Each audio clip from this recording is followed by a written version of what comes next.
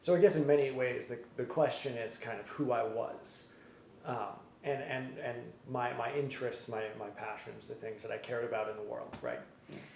And ever since I was fairly young, I always had an interest in both practical and philosophical sides of the world, essentially. But the big thing that happened, the big thing that made a difference in that is, I suppose it was around the age of 16, 17, and in many ways, I suppose this is just how it is being a teenager, moving on, growing up, you realize that the world isn't all that you always thought it was. And a lot of in a sense, the naivety of childhood is left behind in somewhat unfortunate experiences at times.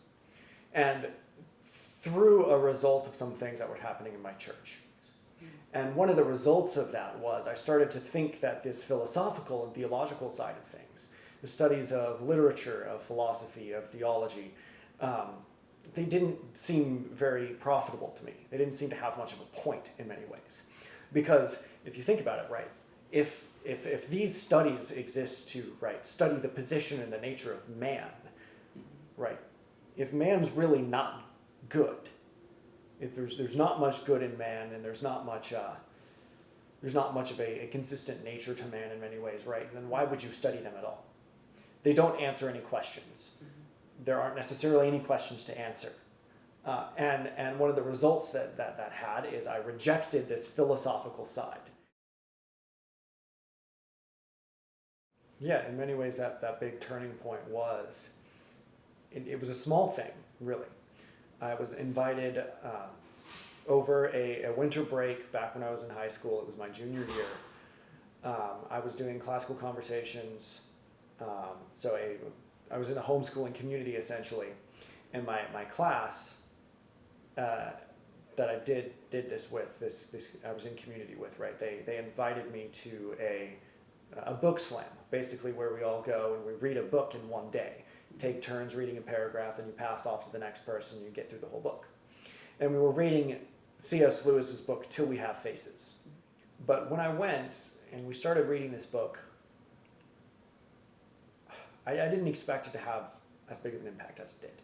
And really, I think the reason that it had an impact, I won't go too much into the details of the content of the book, because spoilers. But the content, it's really good, obviously. But in many ways, I suppose reading that story and realizing there were many things in it that were beautiful, good, and true, right? Seeing that, and I think more importantly, seeing that in the context of other people, right? Because remember, the context of my particular situation was, I wasn't just disappointed in, right, liberal arts. I wasn't just disappointed in literature, philosophy, theology, and those studies, right? In a sense, I rejected them because I was disappointed in humans, in people.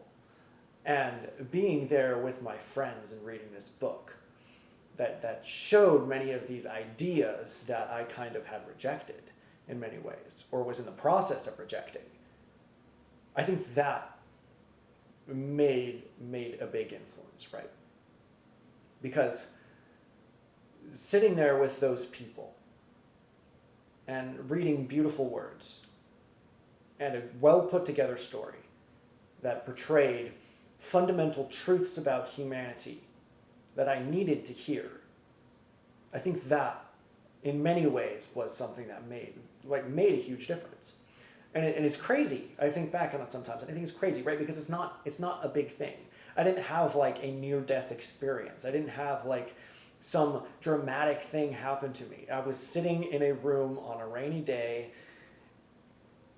reading a book with some friends. And in many ways, that is why I'm here today instead of working in an aircraft hangar fixing broken engines.